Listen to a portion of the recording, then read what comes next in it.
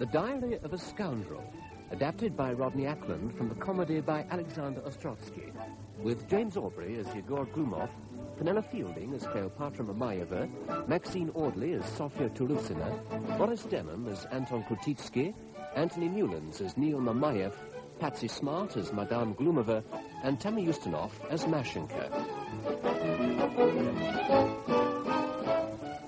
The Diary of a Scoundrel. Moscow, 1868.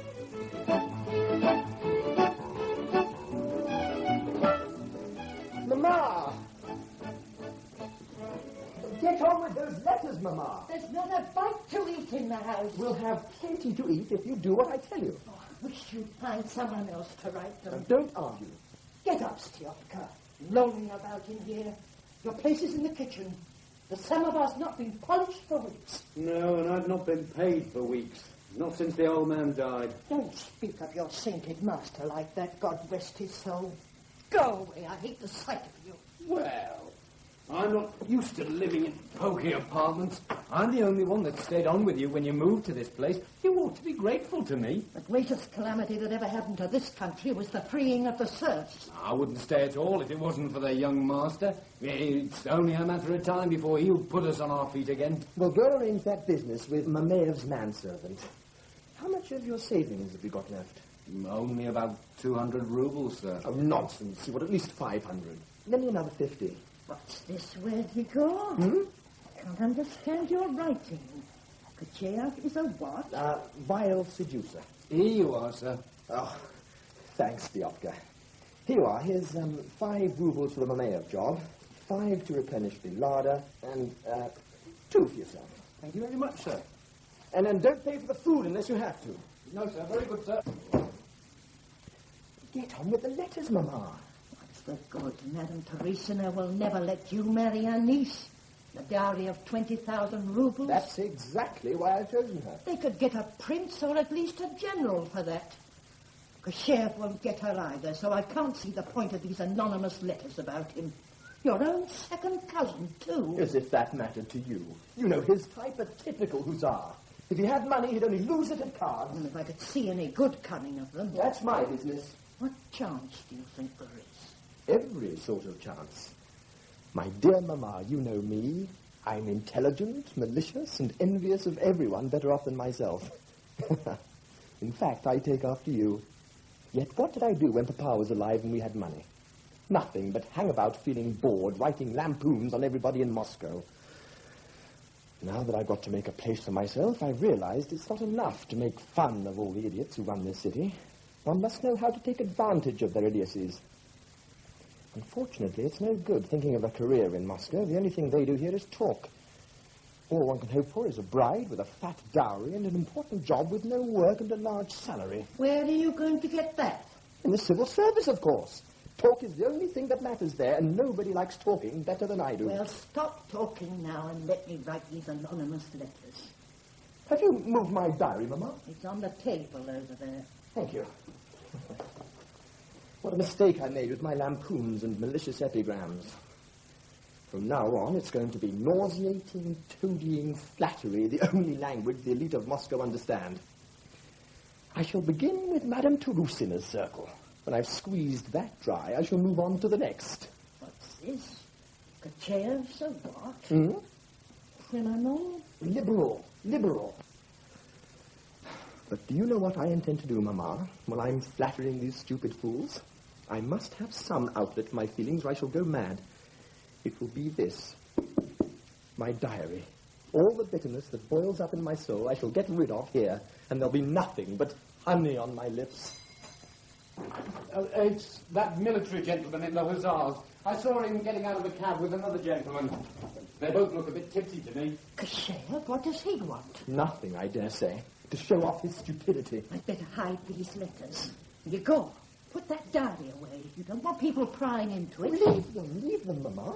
Dmitri Korcheyev and Alexander Goludin. Gloumov! My dear fellow, Madame Gloumov. Allow me to present a very great friend of mine, Alexander Goludin. Oh, so tell me, madame. Stiopka, go and attend to that job. At once, do you hear me? Very good, sir. If you'll excuse me, I have some correspondence to finish. Yegor, this is Alexander Gloumov. Ah. I know you'll like each other. Gloumov's a devilish clever fellow. Oh, may I ask you what I'm indebted for this visit? Mon cher ami, have you any verses? Verses? Yeah, what are they called? Funny verses about fellows. Lampoons. In a word, my dear sir, we want lampoons. You've got them. I'm sorry, I've none at all. Now, come on. We know you've got a lot of devilish funny lampoons on everybody in town. Now, be a good fellow and help my very dear friend Gloumov here. He wants to get a job writing the gossip column in a newspaper. Oh, does he? Have you ever written anything? Anything? I've written everything. Novels, stories, plays, articles, epics. Have you had them published? Oh, no, none of them been published. They're much too good. That's the trouble. Oh, have you read them? No, but he's told me about them. Nobody's interested in anything but scandal today. But who am I to write scandal about? I don't know anybody. All I want is the material. Think of the money we could make with your material and my talent. Be a good fellow, Yegor. He really needs the money. He has to drink at other fellows' expense. It's humiliating. And I want to work. All I need is the material. Oh, I have none.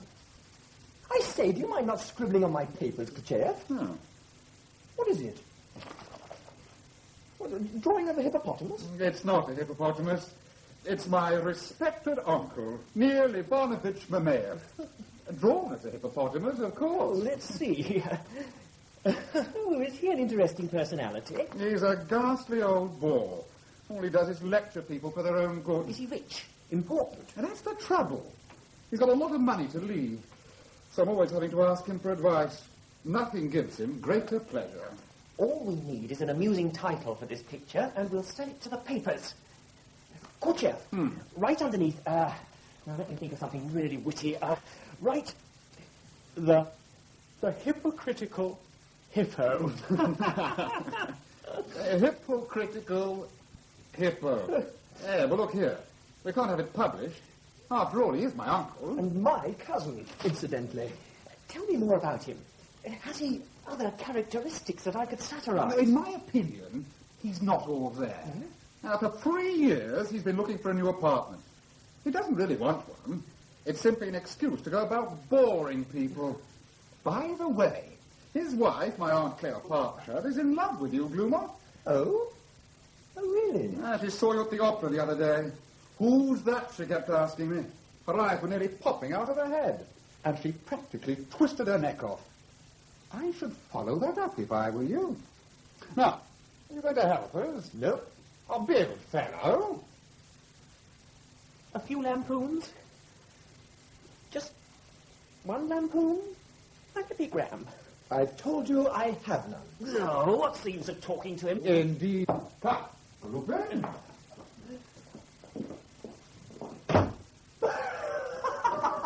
It's working. It's all working, Mama. Exactly as I planned. Cousin Cleopatra did see me from her box at the opera the other day. I knew the poor old bag was ogling me. It's Mamaev, her husband, you must get hold of. Khrushchev is expecting a legacy from him. Or should he? You must get it instead. Shall I send an anonymous letter to him? No. I've got everything planned. I know all about Mamaev. He has at least 50 nephews and cousins, including myself, whom he hasn't met yet. He picks on one of them, makes a will in his favor until he gets sick of him. Then he forbids him the house, chooses another one, and renames his will again. But Khrushchev won't last long. This little drawing he did of Mamaev as a hippopotamus should prove very useful. It's not very flattering, is it? Neither is the inscription by Gloumov. Hypocritical hippo. Once I'm friendly with the Mamaevs, I can meet Kroutitzky and Gorodulin, who are not only extremely important in the civil service, but are intimate friends of Madame Tourousina. And once I've gained entrance to her house, there's nothing to stop me. That's all very well, dear. The most difficult step is the first. Don't worry. I've taken it. Mamaev's coming here this morning. What do you mean? He likes looking over apartments. I found that out a few days ago. Stiopka is out arranging with Mamaev's servant to bring the old fellow here. Ah, if this is Madame Mamaeva, be as nice to her as possible. In fact, be more than nice to her. Indeed I won't. Why should I lower myself in front of a disgusting common creature? A low fortune teller reeking of vodka. A clairvoyant, Mamma, and a very useful ally. She's going to tell fortunes at Madame Tourousina this next week, though Madame Tourousina doesn't know it yet. Time enough for you to play the grand old lady when I'm married to her niece. For the moment, all I ask is your help. You must treat Mamaeva as if she were an archbishop. When she moves about the room, we must support her under the armpits like acolytes when a bishop's saying mass. She expects that. And give her what's left of the vodka. Oh. Madame Mamaeva! Mamma, it is! Madame Mamaeva! Our prayers are answered. Will you come in, Madame Mamaeva? Oh, isn't this a great honor, Mamma? Are you feeling the vanities of the world, young man? Oh, indeed I am. But I do need your help. Dear Madame Mamaeva. Oh, my back. Oh, that's better. Oh, dear. That's that tea they gave me when I called last. Something told me that would be an evil. Oh, do you think a little drop of vodka would put you right? Mamma, bring the vodka for Madame Mamaeva. Very well. You do too much, you know. You ought to think of yourself more. Flee from the vanities of the world.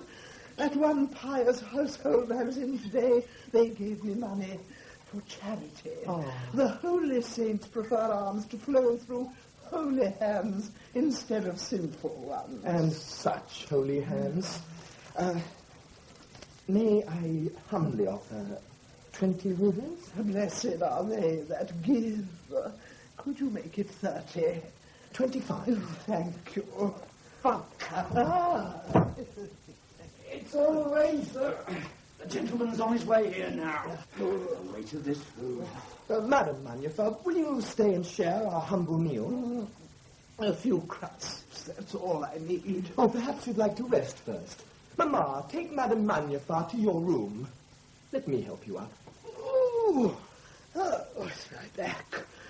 God's chosen ones are so afflicted. Flee from the vanities of the world. Where's the vodka? Mamma, take the vodka with you. Madame Mamaeva is worn out with all her holy work. Oh, very well. You, didn't pay for all that food, Stiopka. Bless you, no, sir. It's from Smirnov's Workochiev shops. I put it down on his account. Oh, good. How much did you give Mamaev's servant? 3 rubles. I must put all this down. Where's my diary? Oh, that'll be Mamaev. I don't know how he'll take to this place. I told him it was a nice apartment. Let's see. Mamaeva, 25 rubles. She's lying on my bed. I should have to have it disinfected now. Don't come in till I call you, Mamma. Go back and stay with her. Disgusting creature. I was saving that vodka for my birthday. Mamaev's servant, 3 rubles. Neel Ivanovich Mamaev. What is this? A bachelor's apartment? Yes, sir. So bad, decently furnished, but what's the good of a bachelor's apartment to me? Sorry, sir? Bachelor's apartment is no good to me. A place like this for a minister of state. Sorry, sir. Where's the drawing room? Sorry, sir? Don't sorry me, sir. Damn stupidity. Ah, there you are, you see.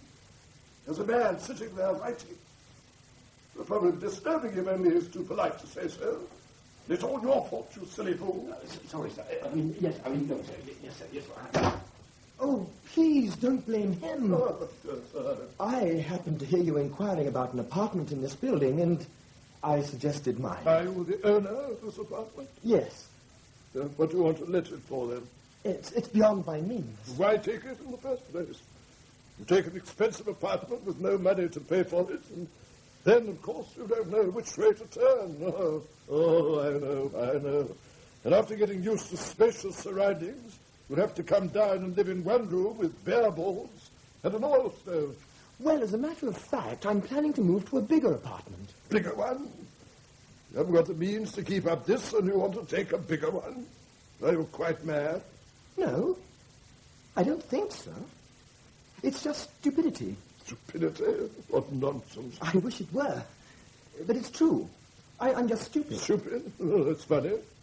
In what way stupid? I'm a bit simple.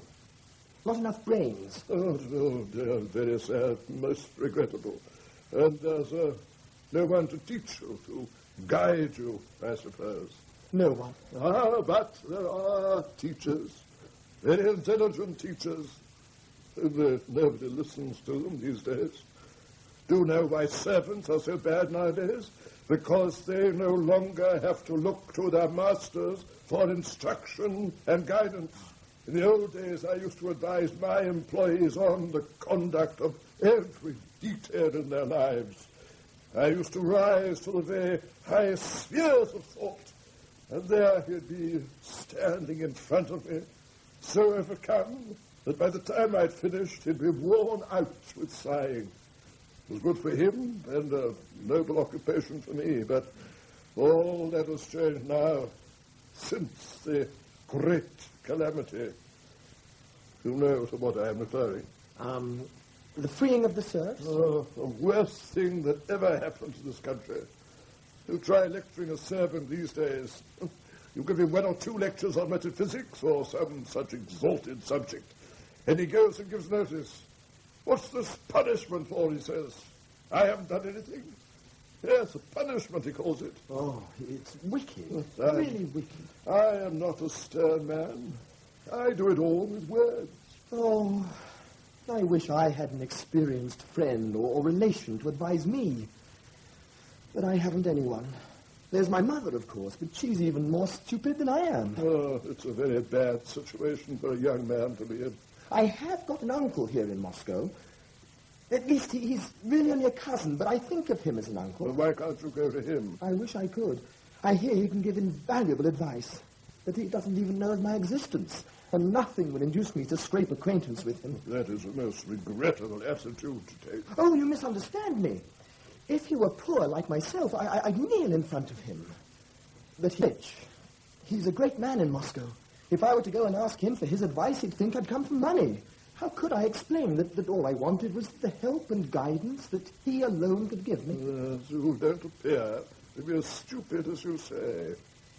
Yes, at times lucid moments come over me. A fog seems to clear from my brain, but only for a second. Most of the time, I feel as if I'm not quite all there. That's why I need someone to advise me. And who is this cousin, this uncle? Oh, I hardly remember his name. I think it's Mamaev, I think. Mamaev? Neel Ivanovich Mamaev. May I ask, what is your name? Gloumov. Yegor Gloumov. Oh, God bless my soul. I am that very Neel Ivanovich Mamaev that you're speaking of. What? Yes, it's me. It's I. Me. Good heavens. You're Uncle Mamaev? Very same. I can hardly believe it. Oh, Uncle. You will let me call you Uncle, won't you? Oh, please. Let me take your hand. Let me look at you. Oh, but, Uncle, don't worry. I shall never intrude on you. It's quite enough for me that I've seen you in the flesh and talked to you. And I shall never forget the wonderful advice you've given me today. My dear boy, whenever you want advice about anything, come to me. But I always need it, Uncle, always. Well, there you are. Come tonight, then. Oh, how can I ever thank you? But I must break the wonderful news to Mama. Do you think I might present her to you? Well, why not? Fit her in. Mama! Mama! She's not very brilliant, I'm afraid, but she's got a heart of gold. Yes, what is it? Mama, darling, what do you think? Only you must promise me not to cry. It may be too much for her. Who do you think has turned up? It's Papa's dear second cousin, Neel Ivanovich Mamaev. Isn't it wonderful, Mama? Oh, indeed. I've always long to meet you. Oh, I've heard so much about you from my sainted husband, God rest his soul. Why, you were almost the last person he spoke of before he passed away. Oh. Do you remember, Yegor? Yes. Oh, and to think God has sent you to us at last. Oh, my dear. Oh, Mama, darling, you promised not to cry. I can't help it. I know it's stupid. You must forgive me. It's a shock coming so suddenly like this.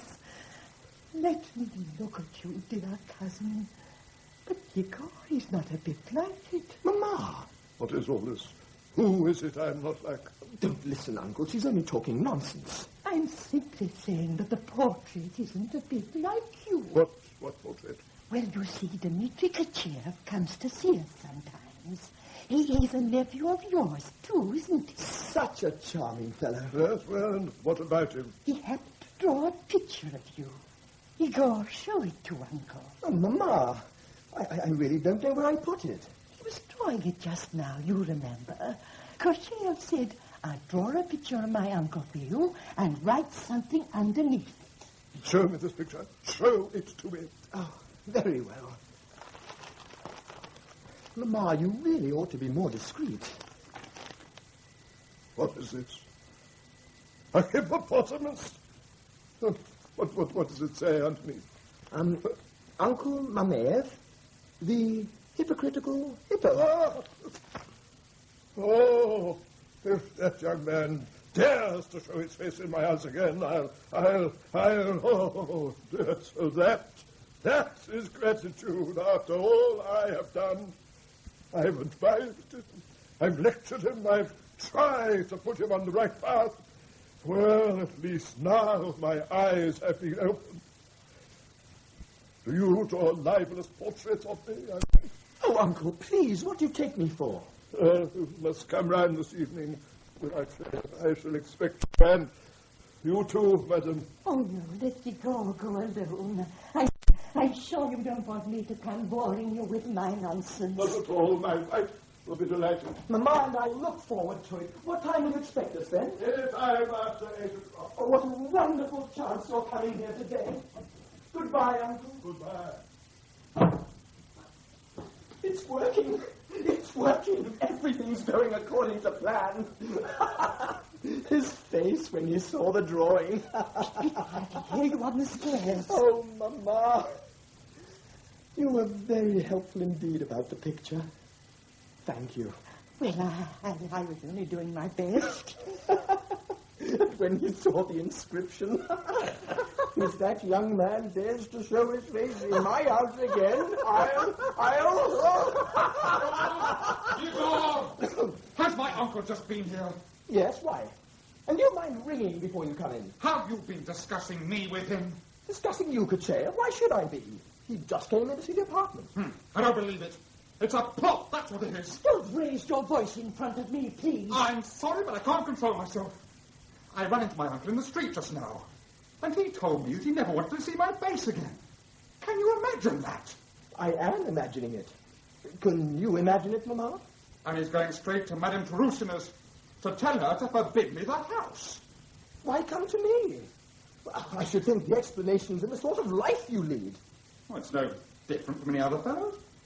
Well, whatever I may have done, it's no reason to break off a fellow's engagement to a girl, to take a fellow's legacy away. And what about your friend? Gullibility? Yes, Tourousina.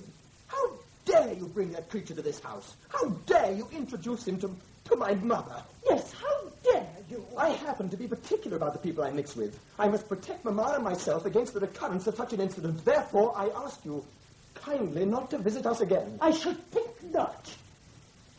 Have you gone mad? Your uncle thought it fit to turn you out, and I wish to follow his example.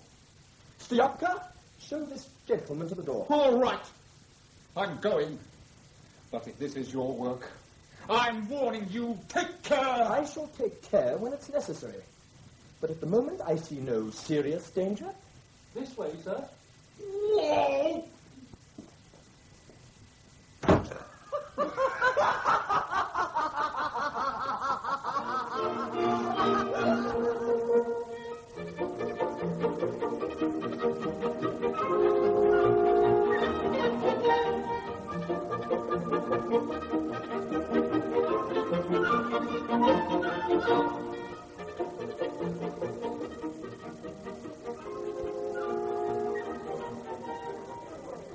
Yes, we are going somewhere, my dear Kroutitzky. Neither we nor those who are leading us know whither we're going or what we're going to do when we get there. Well, the younger generation can't settle down, Mamaev. They want to alter everything. Let's try this, let's try that. Well, it's easy enough to change anything. The furniture in this conservatory, for instance, I can take it, I can stand it upside down. Change for you. But what are the centuries of wisdom, of experience, which lie behind the making of a table with 4 legs to stand on? There stands a table on 4 legs. And does it stand firmly? Firm as a rock. Something wrong with the leg. It's a wedge underneath. No, that's beside the point. Now, we'll take the table and we'll turn it upside down. Right.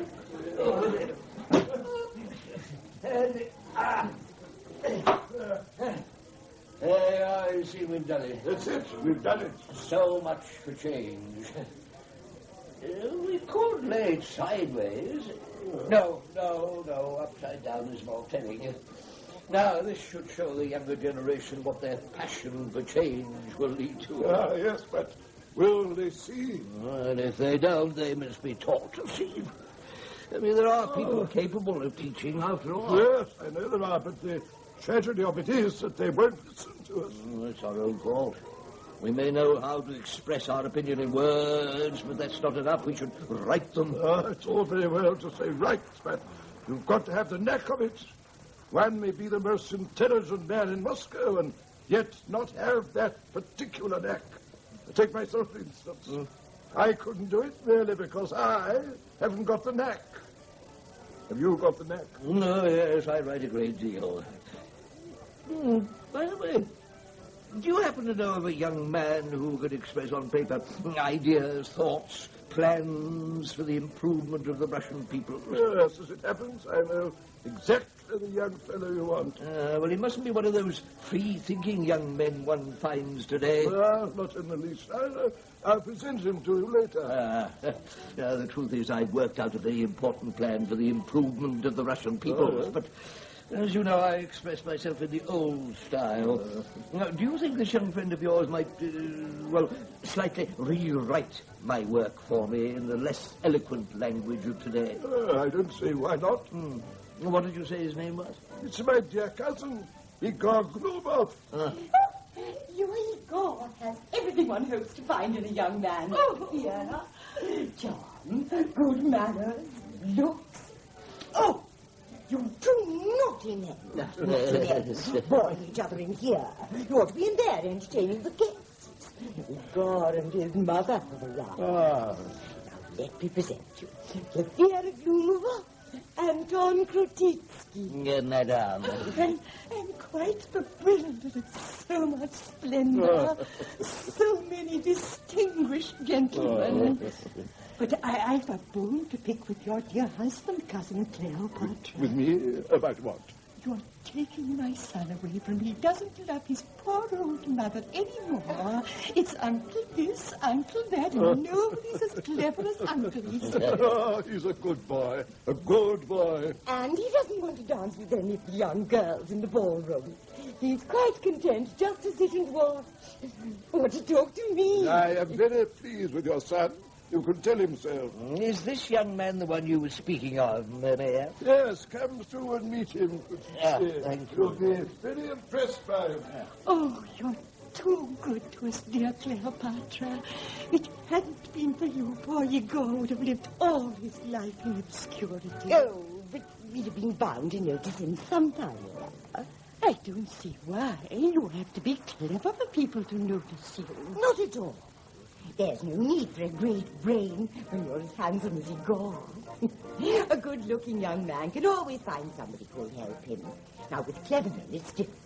Nobody cares tuppence if they see a clever man shabbily dressed, living in a cheap apartment, diving off cold sausage and a piece of bread. That doesn't exactly bring a lump to your throat, does it? You expect clever men to live like that. But when you see a poor boy who's young, handsome, shabbily dressed, Oh, it's unbearable. What an angel you are, an angel. We simply cannot allow a handsome young man to be spoiled by poverty. They're simple. So few of them nowadays. God, so grateful to you, dear Kleopatra. Well, that's very pleasant to hear. He positively adores you both. Adores? Now, aren't you exaggerating? Not a bit. He says your beauty is indescribable. It should be immortalized on canvas. Really? I'm afraid he has a passionate nature. He's like a volcano underneath. And ever since he met you, well, I'm frightened all the time that any moment he might erupt. Oh. Do you think he might? Oh, dear, I'm afraid I've said too much and spoilt everything. Like a volcano, is he? Now, what he wants is an experienced woman to guide him. Oh, couldn't it be you? Me? Oh, you're very fond of him, I can see that. Fond is my only child. I love him. I love him. We must love him together. We must. We will. Oh, I was looking for Mama. I didn't know you were with her, Aunt Cleopatra. Well, come in. Nothing to be afraid of. Why are you so shy still? If you and Mama are... Oh, your aunt's had quite enough of my foolish nonsense, I'm sure. Cleopatra, dear, let me get you some refreshments. No, thank you. Get yourself something, though. You mustn't be so bashful, Yegor. Stay and talk to your aunt. Yegor, come. Sit down next to me. Come on. You'll be more free and easy in your manner, Yegor. Yes, Aunt. And don't call me Aunt all the time. Oh. May I really call you Cleopatra? Of course, you silly boy. And why aren't you more open with me? Open? Yes. And I feel that something's worrying you. I see a wild look in your eyes sometimes. Couldn't you tell me what it is? Oh, if only I could. If only you were... Well, what? A middle-aged woman. But I don't want to be a middle-aged woman. Oh, the very thought of it is unbearable. What I mean is, if you weren't so young and beautiful, I wouldn't feel so shy. Now sit closer and tell me everything, frankly. Why wouldn't you be so shy if I were a middle-aged woman? A young woman has her own affairs, her own interests. Her life's full of gaiety and amusement. The last thing in the world she wants to see is some dull nephew or cousin with a long face always importuning her with tedious requests. With a middle-aged woman, it would be different. She'd enjoy bustling about Moscow, using her influence for him. Well, just supposing I were a middle-aged woman, what would you ask me to do for you? Well, for instance, I know you'd only have to say one word to Ivan Gorodulin and I should get a good post in the civil service. Yes, one word to Gorodulin would be enough. But it wouldn't be fair to ask him. Not fair? Why? Because he's in love with you. He'd be delighted if you asked a favor of him. So to make you ask him for something from me would be like giving him a bribe. Sheer imagination. So you don't want me to speak about you? Oh, positively not. I couldn't let myself be indebted to you. How could I ever repay you? And how would you repay a middle-aged woman? Oh, that would be simple. I should pander to her, indulge her whims, keep kissing her hand and telling her she didn't look a day over 25. But unless you were middle-aged, there'd be no point in that. No, of course not. And I dare say I'd soon become very attached to her, if she were kind and charming. Really fond of her, in fact. But couldn't you become fond of her? A young woman? Oh, I wouldn't dare to. At last. Am I intruding? Oh, Ivan, come in, Ivan. I was thinking of you only a moment ago. Now, let me present my cousin, Yegor Gloumov. Ivan Gorodulin. Charmed. Yegor, be a dear boy and fetch me a glass of wine. It's insufferably hot tonight. Of course. Now, Ivan. Yes? Ivan, dear, I'm going to ask a favor of you.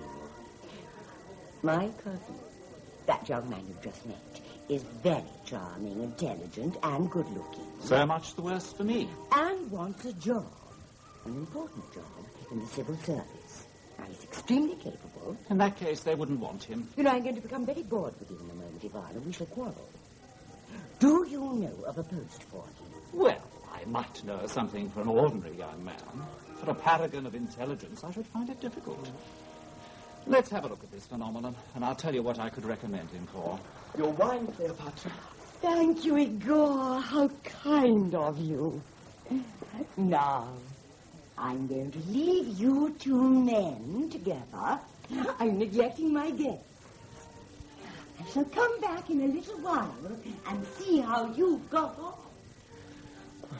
What a charming woman my cousin is. Yes, charming, charming. Ever been in the civil service? I was once, but I gave it up. Why?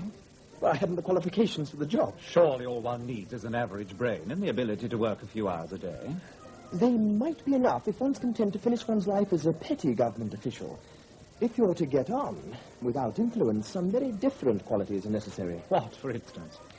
One must be able to keep one's reasoning powers in abeyance, unless specifically ordered to use them.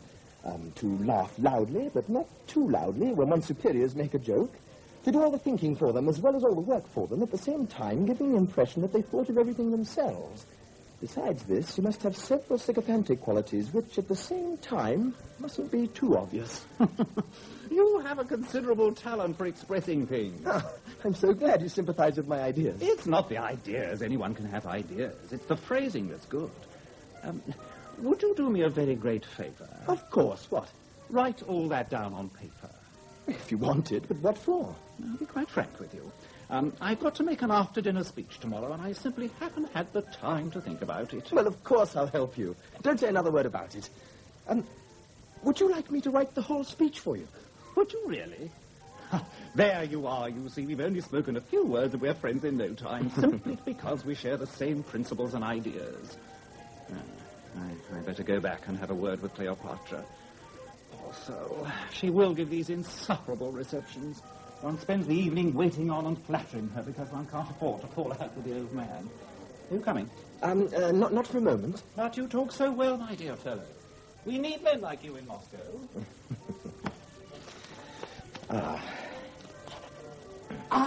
Julia. How did everything go? What did she say? Well, I can't tell you now, Mama. What are you doing? I'm making notes from my diary. Have you put everything down she said to you? Oh, the caviar's delicious. I've got 4 pots in my bag to take home. Do leave me alone, Mama. Just the man I'm looking for. Oh, I won't disturb you if you two want to talk. A silly old mother always in the way. Yes, Uncle? I've been talking to Kroutitzky. He's written a treatise or something, and he wants it polished up a bit. It's probably all a lot of drivel, but when you see him, just flatter him a bit. Oh, Uncle, you're asking me to do a thing like that? So I'll be just butchering him up. He can be useful to you at the moment. Later on, we can abuse him as much as we like. But then, there's another rather delicate matter. What exactly are your relations with your aunt? I beg your pardon, Uncle. How are you behaving to her? Correctly, I hope. Never mind correctness. Women aren't interested in correctness. All they want is their beauty to be recognized. Oh, yes, Uncle, of course. How stupid of me. There you are, my boy. I know, of course, you're really only a second cousin of ours or something, but still you are related. You can be much freer with my wife than if you were just a mere acquaintance. There's no reason why you shouldn't sometimes, absent-mindedly, kiss her hand. And having kissed it once, kiss it again. You understand? No, I'm afraid I don't. Bless the boy. Well, my wife is a woman of very passionate temperament. She gets very easily heated. It's quite on the cards that she might become infatuated with some young scoundrel.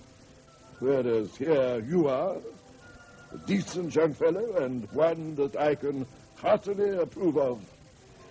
In the words of the old proverb, the wolf will be satisfied, and the sheep will remain untouched. Now, do you understand? I can hardly speak, Uncle. Hardly speak? Why?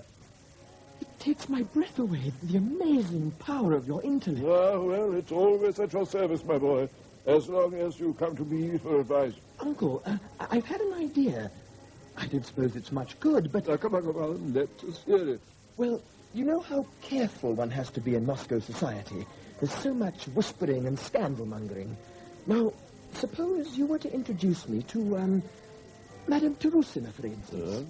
I could openly pay court to her niece, and even propose to her if you approved. Then no one would notice what Aunt Kleopatra and I were doing. Then indeed the wolves really would be satisfied, and the sheep remain untouched. Good, my boy, good. A very sound idea. Of course, it wouldn't do to let my aunt know anything about it. We won't say a word to her. Not a word. When could you take me to Madame Tourousina's uncle? Tomorrow evening, and don't forget to do everything I've told you. As soon as we get there, start on the niece. Mashenka. Yes, Uncle. Well, I settled it. A job for you, Yegor. And a very good one, too, in the civil service. Oh, Kleopatra. Why did you do it? I'd never have asked you to do a thing like this for me. You've no need to, I guess. Thank you. Thank you. Oh, where are you going? To find Mama. Oh, I'm so happy. I must share my happiness with her. Are you sure you're happy, Yegor? As happy as I can ever hope to be. Do you mean there's something lacking to make your happiness complete? There's nothing more I dare hope for. Now, come on. You can be frank with me. What do you want more than anything in the world? I've a job in the civil service. What more could a man ask? I don't believe it. Not for a moment. You expect me to believe that you, Yegor, with your eyes that brown, want nothing more from life than a job in the civil service. Kleopatra. You expect me to believe that you never dream, never lie awake at nights, that you love no one? I didn't say that. Then you do love someone. I knew it. And she doesn't love you in return. Who is she? Tell me. Who is this cruel woman? Oh, my God, Kleopatra, this is agony. Tell me, Yegor, I insist. Poor darling boy, are you suffering very much? Don't. I can't bear it. Who is she? Who is it that you love? Oh, have pity on me for the love of heaven. Whisper. Only whisper the name. The name of the woman I love? Yes. You. Oh, you've turned me into a madman. I'm not responsible for my actions anymore. One moment longer with you and I don't know what I might do. Oh, my God, what have I said? Forgive me. Forgive me. I forgive you, Yegor. Kiss me. Kiss me. Oh. Oh.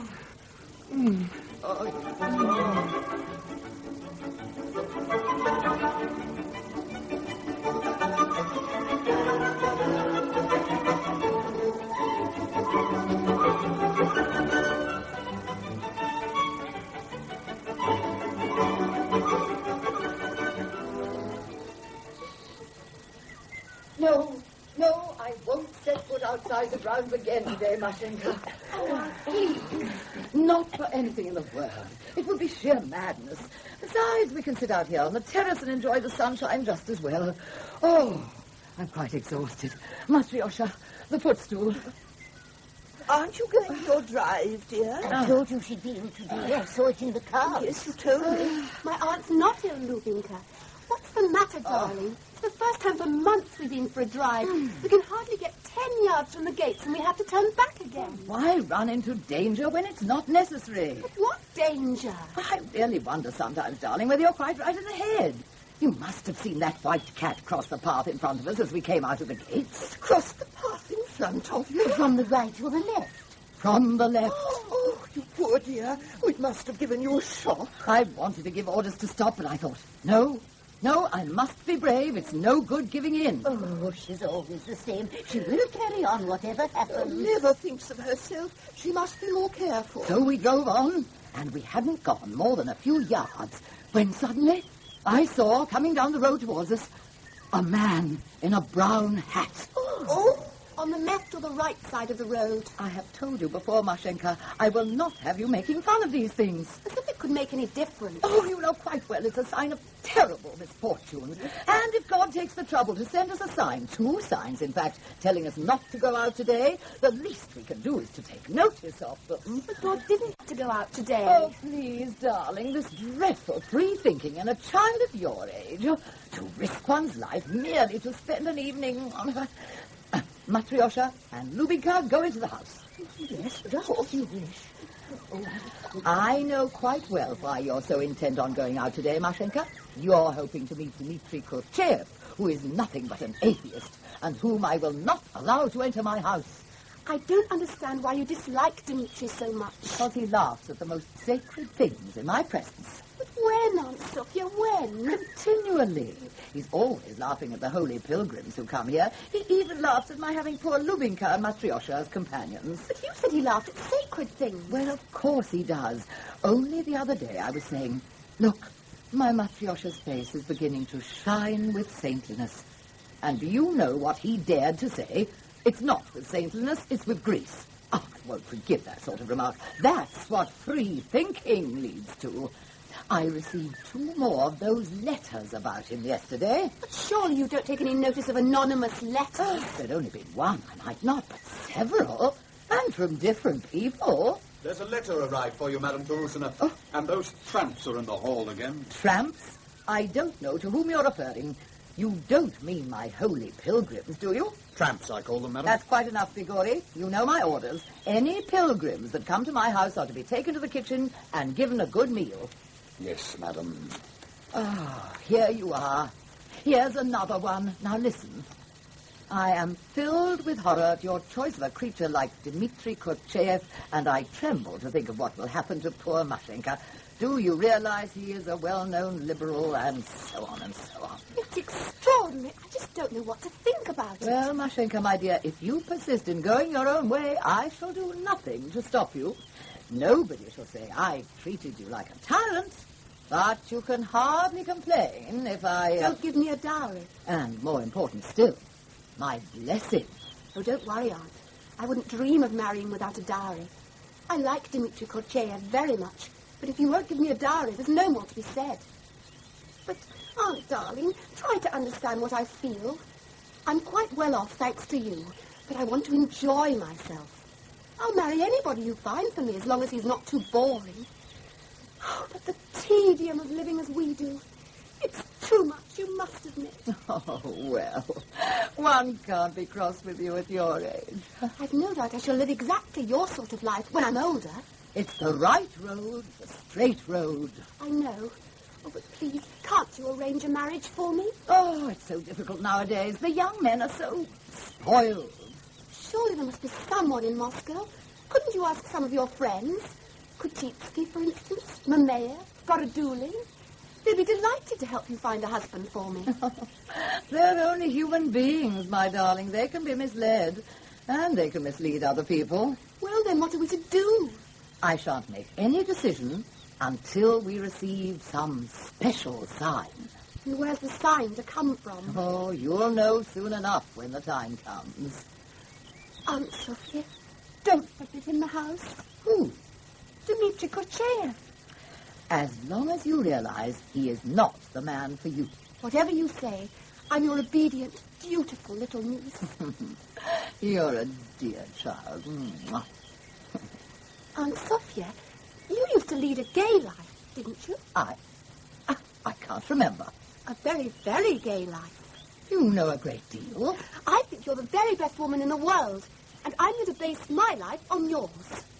I shall sin and repent, just like you. I don't know what you're talking about, Mashenka. Anton Kroutitzky, madam. Oh, show him out here, Grigori. Yes, madam. My head's aching with all your prattle, Mashenka, dear. Now, you go and amuse yourself in the garden. I'll see Kroutitzky alone. All right. Don't forget to ask him, will you? Ask him what? If he knows of a young man for me. Anton Kroutitzky. Oh, what a pleasant surprise. Oh, you're very pale, my dear. My nerves are in a dreadful state. Your hands are cold, too. I wish you'd give up all this. Give up what? Too much religion's bad for the nerves. I've told you before, I won't discuss it with you. No, I'm only saying that in the old days, when you went about and enjoyed yourself, you were a different woman. If there happened to have been a few things that you'd rather not think about now, well, I'm sure you've amply atoned for them. Personally, I look back on some of them with a great deal of pleasure. Far from repenting, I like to recall every detail and enjoy them again. Stop it. Oh, well, at any rate, you looked healthier then. But you're still young. You've plenty of time to enjoy yourself. I've no desire for that sort of enjoyment. If I were you, I should postpone repenting till your looks start to go. I have already asked you not Sorry. There's another of those dirty tramps at the front door, madam. I've told you once already, Grigori, you are not to refer to them like that. Take him into the kitchen with the others, see that he's given a good meal. I won't go into the kitchen, madam. I can't stand the stench. Do as I tell you at once. You ought to be more careful whom you ask into your house. Oh, I'm quite capable of looking after myself. Well, it's a well-known fact that a woman who takes up religion is fair game for all kinds of charlatans and swindlers. You think I wouldn't know if someone were trying to deceive me? Oh, there are some things one can't discuss with you. Let's not talk of it. Now, when you give me your advice on a very important matter... I'm always delighted to be of service to you. You know Mashenka's reached the age when Yes, I know. You know of a suitable young man for her? Approve of, I'm afraid. Oh, that's the trouble. Wait a minute. I know exactly the right young fellow for you. Really? Yes, he's extremely charming, rather shy and diffident, has the right ideas, and comes of a good family. Yes, he's a most exceptional fellow. Who is he? What's his name? Oh, what a memory. Now, wait a minute, though. He gave me his address. Here it is. Yegor Gloumov. Keep it may be useful to you. Thank you. Well, I hope it comes to something. One likes to help on the young people. Now, I must be going. Goodbye, Sophia. May I come again, or are you angry with me? You know I'm always glad to see you. For old time's sake. Now. I'd better go before you're cross with me again. At his age, too. Has he gone? Mashenka, you've not been eavesdropping. Of course not. Did he think of anyone for me? Ivan Gorodulin to see you, madam. Show him out here. I'm sure he'll know of someone. Don't forget to ask, will you? Anybody you like, but he mustn't be too tedious. Ivan Gorodulin. Well, aren't you ashamed of yourself? Where have you been hiding all these weeks? I have been extraordinarily busy. Business appointments, official dinners. As it is, I only have a moment. I don't believe a word of it. Anyway, it's nice of you to call and see me sometimes. Sit down. There's another dirty old tramp in the hall. I don't understand to what you're referring, Grigori. A holy pilgrim. That's better. Gives me a turn just to look at him. Oh, what nonsense. He's all covered in hair. You can only see his eyes. He must be an Italian. Not quite the right colour. If you ask me, he's a proper Hungarian. Hungarian? That's it, madam. Well, take him into the kitchen and see that he gets a good meal. They're getting very noisy in there, madam. One of them's got a big... Don't talk so much, Grigori. Do as I say at once. Yes, madam. Well, spare me your humorous comments, Ivan. Now, listen. I want to ask you something. It's about Mashenka. Do you know of a nice young man for her? I hardly think I'm the right person to ask. I'm against any form of chains, even matrimonial ones. But you wear them yourself. Exactly. Wait a minute. I did meet someone the other day who had ideal husband written in large letters across his forehead. Who was it? Do try and remember. Oh, yes, Gloumov. Yegor Gloumov? Yes. How extraordinary. Anton Kroutitzky mentioned him to me just now. Then that must mean he's the right man. He can't escape his fate. Ah, look at the time. I must go. Don't let me keep you from all your important appointments. Let me know if my matchmaking proves successful. I will, of course, and thank you for the advice. Goodbye. Yegor Gloumov. Yegor Gloumov? Matriosha! Lubinka! Yes, my dear. Oh, I don't know what to think. Both Kroutitzky and Gorodulin have suggested the same young man for Mashenka, but I haven't confidence in either of them. Still, there must be something in it if they both think highly of him. I can't sleep at night now, wondering what I'm going to do with Mashenka. If I make a mistake, the sin will be on my own head. Oh, I wonder if this clairvoyant I've been hearing so much about could help. What was her name? Madame Mamaeva. That's right. I think there's something very supernatural about her, don't you? Oh, yes. They say she just gave one look at a lady with toothache and the tooth stopped aching. Oh, what's that noise? It sounds like gypsies. It's those pilgrims, dear. Aunt, the pilgrims are having a party in the kitchen. Barrier and Masher and the new cook are all dancing with them. Oh, the world's too evil for me. Now go and watch. No, Mashenka. I want to talk to you. What did Ivan Gorodulin say? It's very strange, but he and Kroutitzky both suggested the same young man. How wonderful. I don't entirely trust them. Shall I lay the cards out? Ah, yes. Yes, tell my fortune. See if they spoke the truth. They could easily be mistaken. But why? Because they're ordinary human beings. Nothing will ever be settled. It quite frightens me. Of course it does, darling. How can we raise even a corner of the veil which hides our future without feeling afraid? But who's going to raise it for us? There is someone in Moscow, darling. One living being who has the power, so I'm told. There's a person to see you, madam. Who is it? She says her name's Madame Mamaeva. Oh, show her out here at once. It's she, Mashenka. How extraordinary, her coming just at this moment, as if she knew what was happening, could read our thoughts. Oh, Madame Mamaeva, how good to see you. We didn't expect such an honor. Matriosha, Lubinka, lead Madame Mamaeva to a chair. There's holiness in the house when she who's holy brings her holiness to the Holy One. Oh, did you hear that, Lubinka? Be quiet. She came like a bird and went like another bird. Oh, Matriosha, did you hear that? Isn't she wonderful? What? Who do you think you're staring at? We're all so happy that you come to visit us, Madame Mamaeva. God grant we are not too unworthy. Yes, God grant we're not. Madame Tourousina's a saint, if ever there was one. May we humbly ask you to speak to us? Have you a message for us? Oh, my God. It's the spirits descending. Listen, support her. Hold her hands. If she gets a shock, she might die. They expected her in slippers and she came in boots. Remember that. And don't forget what she said. Memorize it, somebody. I wanted to ask The you... one who knows runs, the one who doesn't lies down. One girl less, one woman more. What? Oh, isn't it wonderful? Spirit. Have you something to tell us about a young man? I see a cloud. The cloud is shifting. In the center of the cloud is Yegor. Yegor? Did you hear that, dear? May we humbly ask, who is Yegor? When you see, you will know. Ask what colour his hair is. Oh, be quiet. Is he dark or fair? To some he is dark, to you he is fair. Wonderful, wonderful. The stranger is far away, but the one who is coming is at the gate. At the gate? Get ready. Prepare, the banquet visitors are coming. When? Now, they are here. Neel Mamaev to see you, madam, with a young gentleman. Oh, a fair young gentleman? Yes, madam.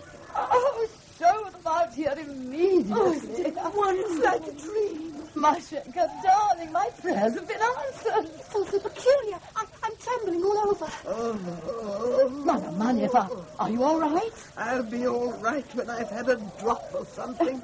Masha, Lubinka, take her into the house and give her tea. Tea's no good after a vision. Neel Mamaev. My dear Sophia Tourousina, allow me to present my nephew, Yegor Gloumov. Madame Tourousina. Exactly as she described. Oh, he is a good lad. You'll like him. I shall love him as my own son.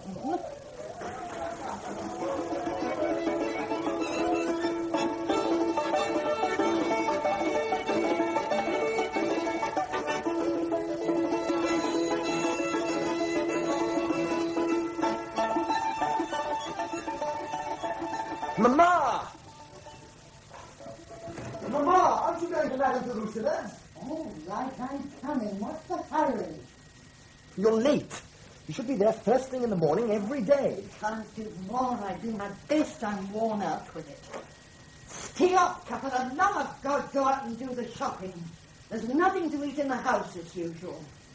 What are you putting in that diary now? Another stupid conversation with Kroutitzky. Heaven knows what Kleopatra's going to say when she finds out you're engaged. Has she found out? I don't know. I wish I did, then I'd know how to handle her. Anything particular you fancy from the shop, sir? No. Get her another bottle of vodka in case Madame Mamaeva comes in. You couldn't let me have something off that 400 rubles, could you? You put down a tip for yourself on the account. Thank you very much, sir. Well, I'm going. Mama, just a minute. Are you on close terms with Madame Tourousina's companions, Matriosha and Lubinka? Very close. Well, don't leave anything to chance. On your way there, you better buy 2 snuff boxes. All right, goodbye. And for heaven's sake, get them to hurry up with the reception. Which reception? Oh, don't be stupid, Mama, for the formal announcement of the engagement. They say it can't be for another 2 weeks at least. Let's see. What was I going to write in my diary? Oh, yes, expenses. 2 snuff boxes for Matriosha and Lubinka. Who's that?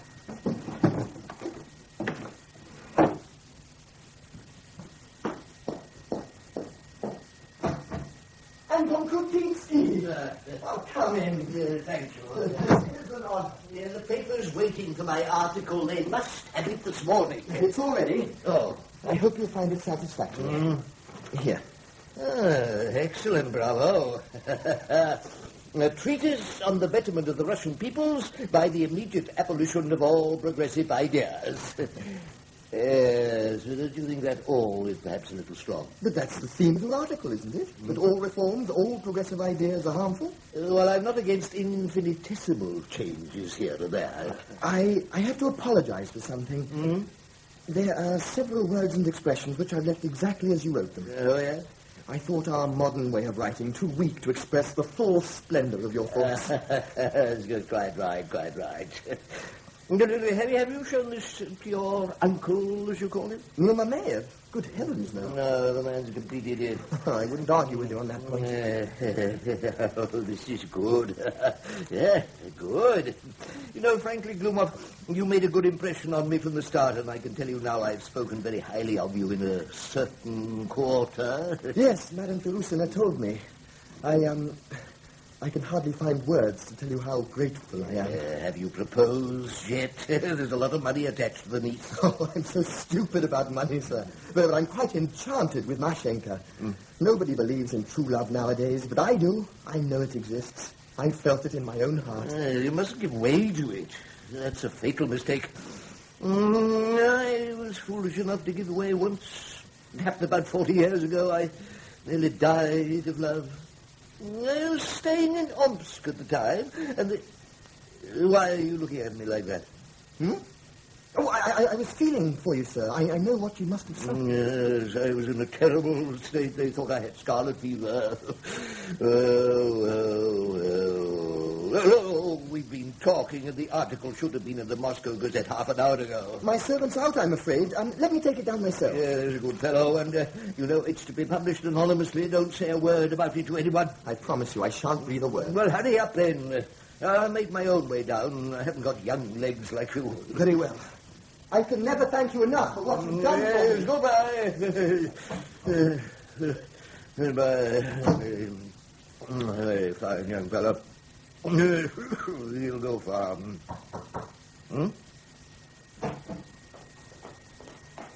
Hello. Hello. There you are.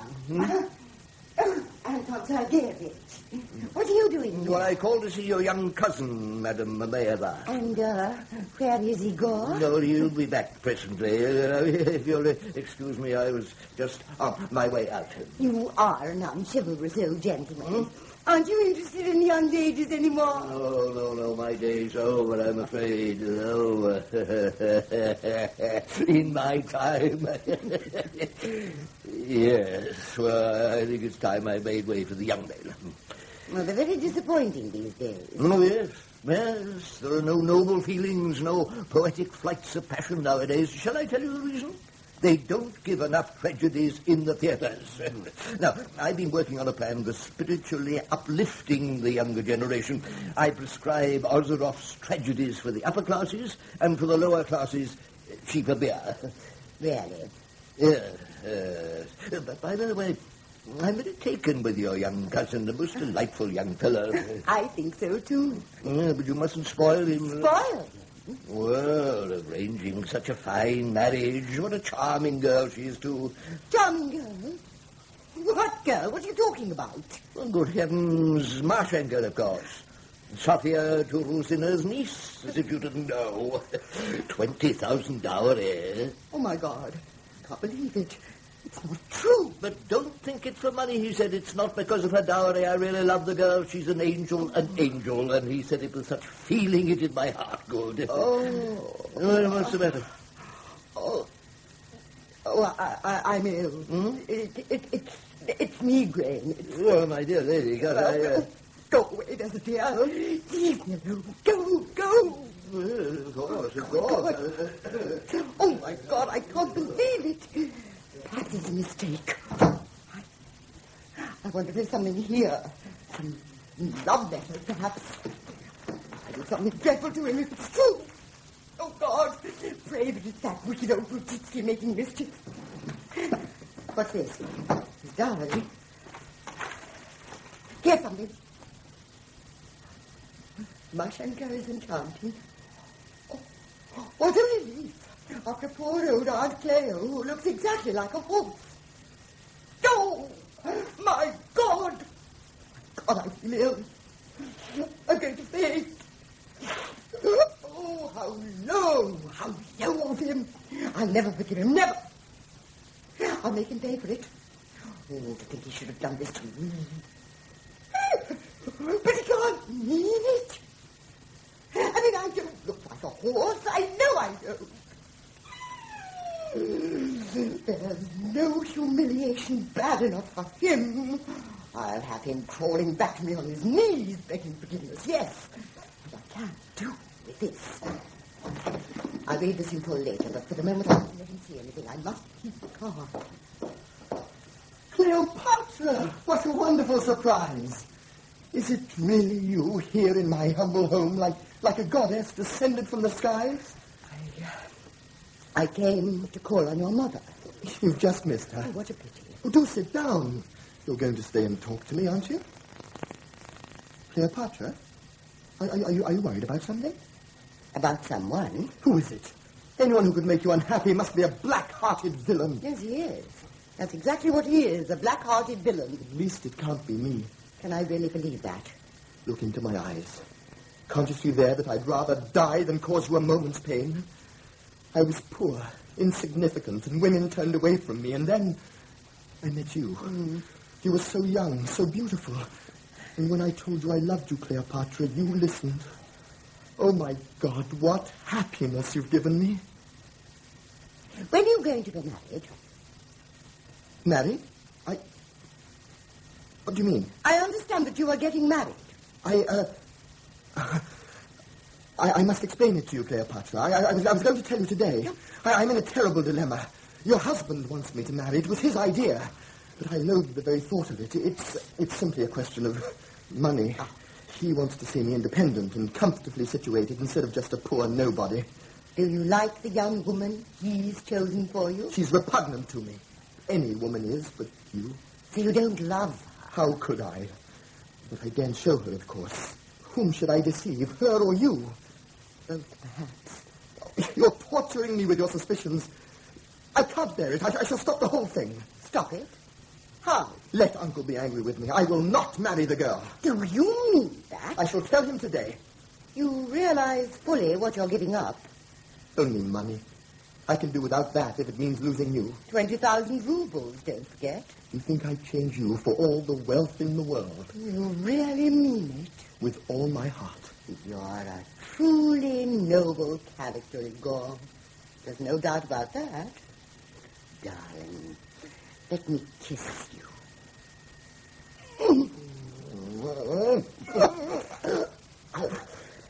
Darling. Kleopatra. I must go now.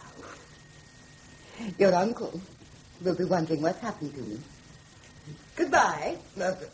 Kleopatra, when shall I see you again? I shall expect you this evening. Don't think any more of Marchenka. By that time it will be all arranged. Goodbye. Until this evening. Oh, thank God that's over. Oh, well, I'd better off to see Mashenka. Cleopatra's all right for the moment. Things aren't going too badly. Now, hat and gloves. Wallet in this pocket, diary in that. Oh, where did I put it? The desk, of course. That's funny. I swear I put it in there. My God, this is terrible. I know I put it in the desk. I remember now. If she's stolen it, this will finish everything. Oh, what a fool. What a fool to have left it lying about like that. Oh, my God, it has gone. It has. What on earth did I keep it for? Simply out of foolish, childish spite. The Diary of a Scoundrel, written by himself. God, let me think. If Cleopatra has taken it, no fury like a woman scorned. Oh, good God. And I said she looked like a horse. I mustn't be defeated. Not at this stage. I wonder if she's planning some horrible revenge. There's only one thing to do. Yes, Kleopatra Mamaeva, I'm not going to be defeated by you. So here we go. Straight into the lioness's jaws. And heaven help me to explain that bit about the horse.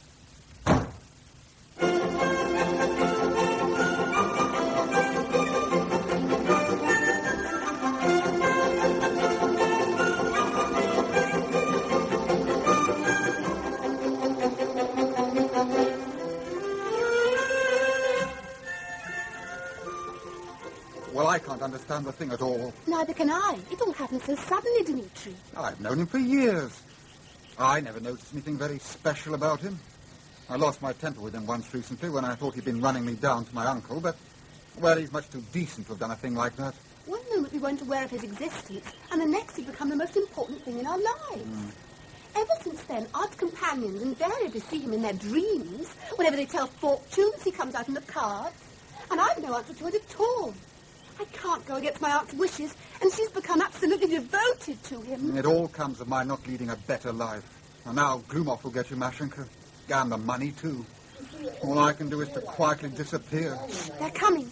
Oh, I don't want to see him now. Seriously. Nothing, Madame Tourousina, is more abhorrent to me than the idea of marrying for money.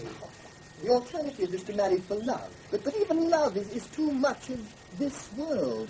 No, I believe a true marriage must come from something higher than all this. It must be dictated by some mystic decree of fate. Yes, that's what I always say. And I realized that the only way to discover the one woman who'd been waiting for me since the beginning of time was through a miracle. I prayed for one, and it happened. Oh, it was a miracle your coming here that day.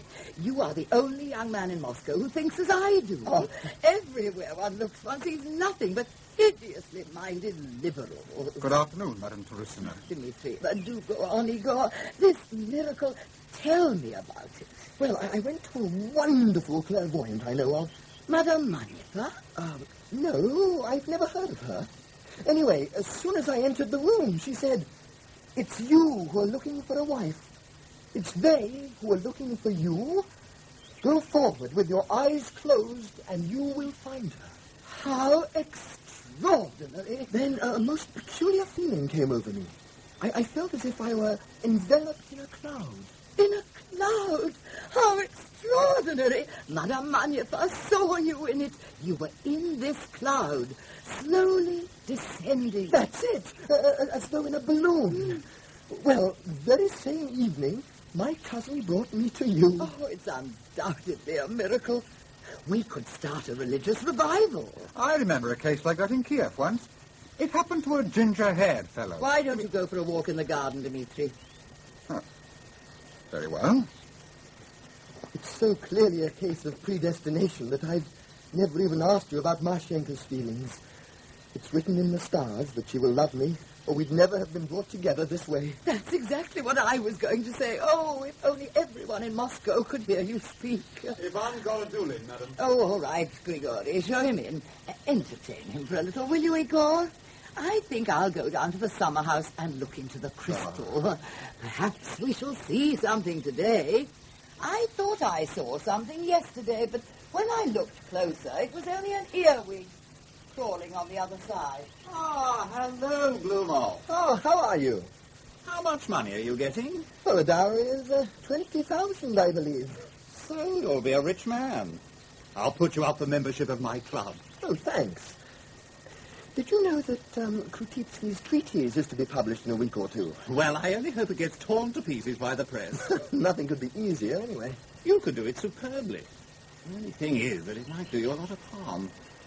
Tell you what, why don't you write it, and I'll make out it's by me. They need showing up, these intolerable old bores. One's only to look at the trash they write. They're figures of fun, and they should be exposed as such. I do it myself, only I haven't the time. Where's your fiancée? In the garden.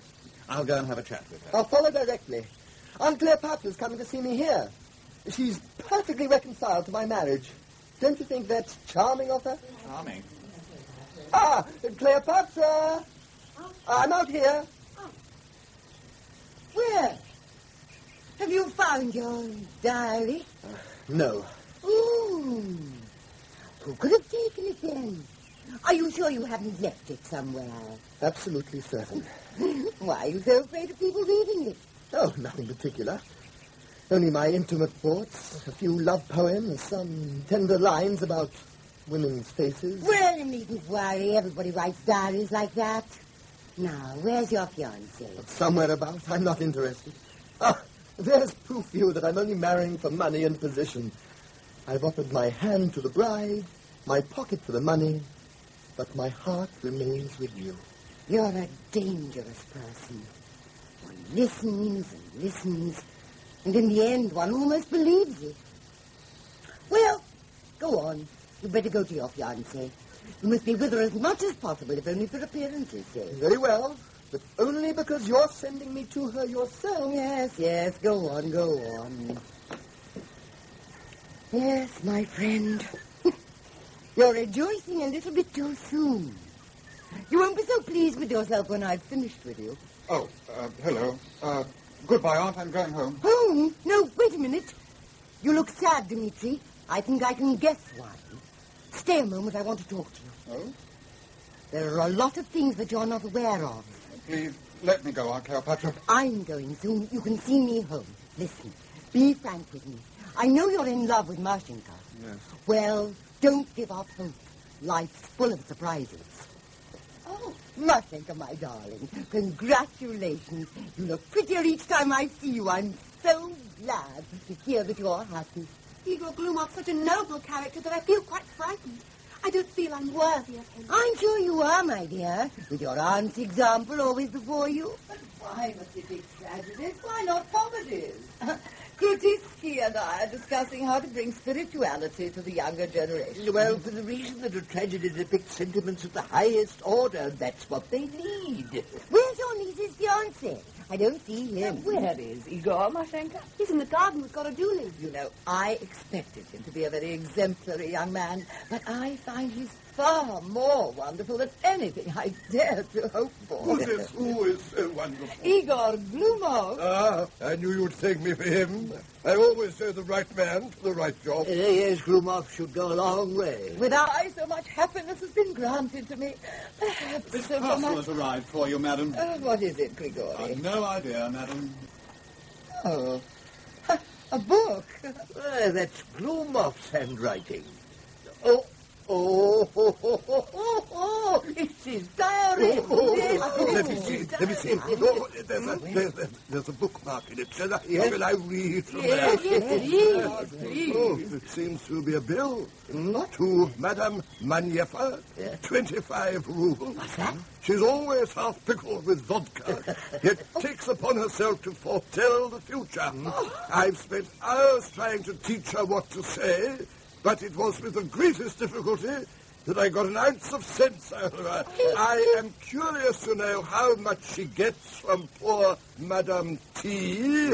A great deal, I should think, as Madame T. is slightly cracked. I can't bear it. I can't bear it. Right, Aunt Sophia. It's best to know now. The two nauseating companions have had a couple of silver stuff boxes costing 10 rubles, in return for which they guarantee to see me in the cards as well as in their dreams each night. Oh, they must go at once. I won't have them in this house another minute.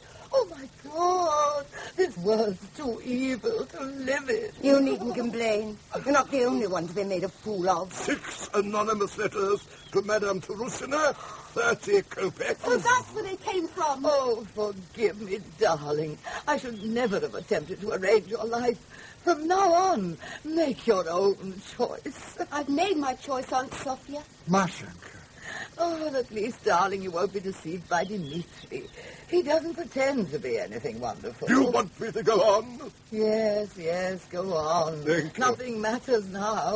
Mamaev's servant, who brought his master to me, deceitfully taking advantage of the old fellow's weakness for looking over apartments, has received 3 rubles, a sum well spent, for I hope to get a great deal more than that from the poor old hippo... Oh, dear. There's no necessity for me to read any more of this. Give it to me. I'll read it out. That's all right. Thank you. I can do it. There's a conversation with me here. Oh, yes, of no interest to anybody. This is better. First visit to the doddering old Kroutitzky. What's that? One cannot admire you enough, venerable gentleman. Only tell us how you reach the age of 60 and manage to preserve intact the brain of a 6-year-old child. Enough. Stop, it's libel. Hand me that book. No. Allow me, please. Thank you. Oh, I see there are a few words about Kroutitzky here. Kroutitzky was taking part in some idiotic discussion the other day, and someone accused him of being a liberal. He was so delighted that for 3 whole days he drove about Moscow telling everybody that he was a liberal. So now he is accepted as one. There you are. That's just like him. So you think that is just like me? Hello, Ivan. Well, so you see what a study has been made of us all. Who is this youthful juvenile? Yegor Gloumov. Ivan, take that diary back to its owner and ask him to leave as quietly and quickly as he can. Don't alarm yourself, Madame Tourousina. I should only like to point out that in dismissing me from your society, you're making a very big mistake. We have no use for you, young man. We're decent, honest people here. Oh, and who has decided that I am dishonest? Was it you, Kroutitzky? Perhaps your piercing brain became convinced of my dishonesty when I undertook to rewrite your treatise for you? No, look... If you'd never got hold of my diary, you'd have looked upon me as a decent, honest man until your dying day. Well, if I hadn't read the diary, yes, but I... And what about you, Uncle? When did you decide that I wasn't a fit person for your society? When you were teaching me how to flatter Kroutitzky? Or was it when you gave me a lesson in how to make love to your wife? So as to keep away other admirers? Oh, did you do that? Well, it's no good to bring up these things now. We're all members of the same family. I admit I made a fool of you, Madame Tourousina. But I'm not ashamed of that. You asked to be made a fool of every day of your life. What do you mean? You let a vodka-sodden old woman from the streets enter your house, and you obediently choose a husband for your niece on that woman's advice. I only know one thing. The world's too evil to live in. I've the greatest admiration for you, Igor. Every word you've said about us is the complete truth. You speak for yourself. You see, ladies and gentlemen, you can't live without a person like me. Don't give yourself that. You're a harmless old gentleman, Anton Kroutitzky. But if a man gives his true opinion of your futile project, you'd see him starve before you'd lift a finger for him. You're taking too great an advantage of our leniency, Gloumov. Oh, don't be offended, please. You can't get on without me, Uncle.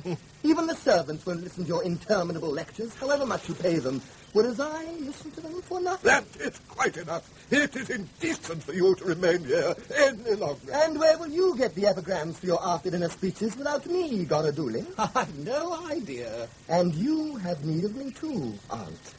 I've nothing to say. There's only one thing I can't forgive you, and I'll try to forget that. You know, I thought there was something fishy about him from the beginning. So did I. Something about his eyes. You thought nothing of the sort. You're furious about my diary, that's all. I'd like you to know, ladies and gentlemen, that all the time I was moving in your august society, I was only honest when I was writing in that diary. What's offended you in it anyway? If I had read out to each of you separately what I'd written about the others, you'd have roared with laughter and patted me on the back. I'm the one who should feel offended and furious, not you. One of your decent, honest members of society stole my diary. Why don't you ever do a thing like that? Well, I consider that you've all behaved abominably, and you're not fit to enjoy the society of a decent, honest man like myself. Goodbye. Well, perhaps we shouldn't let him go like this. He might be making a mistake. Yes. I don't think we ought to let him go. I'm beginning to see things in quite a different light. Let's get him back. Yes. Igor! Yeah. Igor, Let's get him. Come on. Run after him, Dimitri. Stop him before he gets to the gate. Very well. I feel I'd like to have a talk with him, Igor. Igor! Come back! Stop you. Give me back.